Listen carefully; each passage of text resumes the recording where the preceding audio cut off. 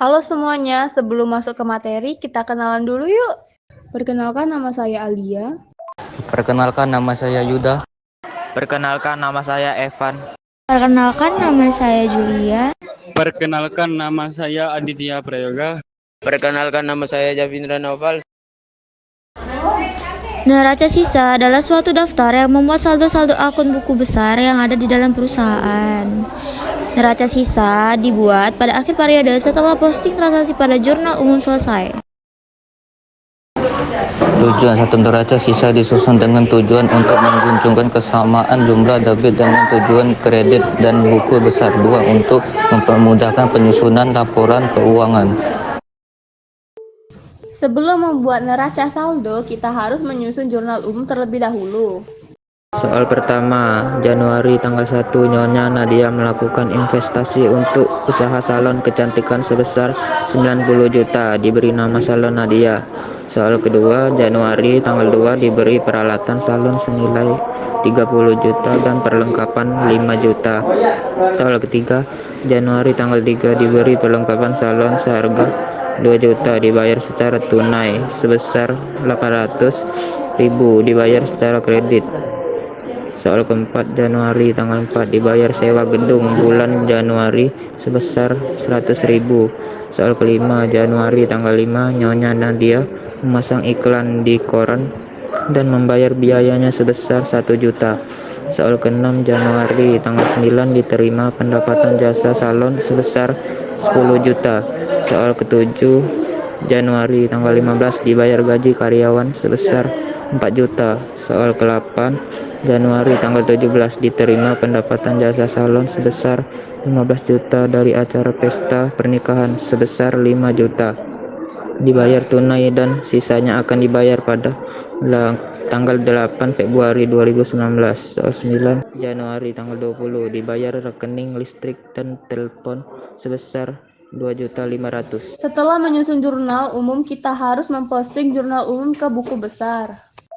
Buku besar merupakan kumpulan akun yang mencatat perubahan yang terjadi dalam transaksi keuangan. Cara memasukkan jurnal umum ke buku besar dengan cara memindahkan transaksi yang sudah dicatat ke dalam jurnal ke akun buku besar yang sesuai. Dalam proses ini disebut posting atau pemindah bukuan. Berikut langkah-langkah untuk memposting jurnal umum ke buku besar. Yang pertama yaitu catat transaksi. Yang kedua, catat jumlah akun di debit atau di kredit ke dalam akun yang sesuai. Yang ketiga, pindahkan nilai nominal debit pada jurnal ke kolom debit dalam buku besar sesuai akunnya. Yang keempat, pindahkan nilai nominal kredit pada jurnal ke kolom kredit jurnal dalam buku besar. Yang kelima, catat kode akun atau nama akun.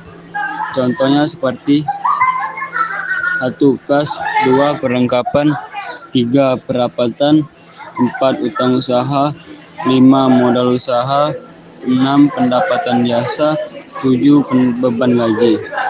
Yang keenam, nomor halaman. Yang ketujuh, catat keterangan. Dan yang ke-8 adalah perhitungan saldonya. Coba kalian perhatikan apa yang ada di papan tulis.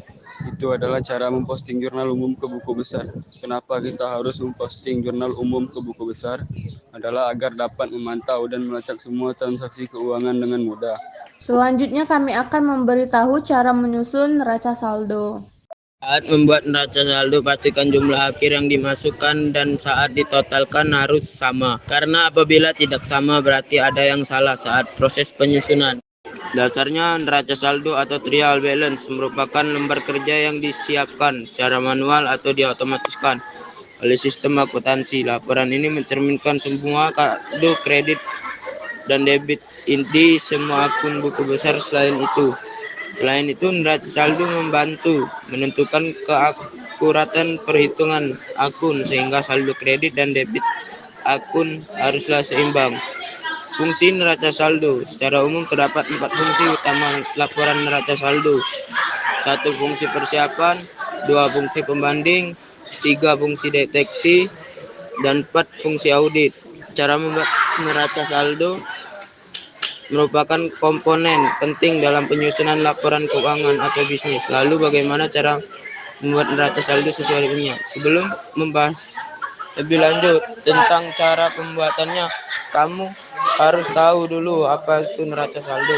Neraca saldo adalah daftar seluruh data saldo dari akun-akun yang disusun secara sistematis yang sumbernya berasal dari buku besar pada periode tertentu. Terdapat 3 jenis neraca saldo yang ada pada laporan keuangan. Pertama, neraca saldo sebelum penyesuaian, neraca saldo sesudah penyesuaian, dan neraca saldo penutup.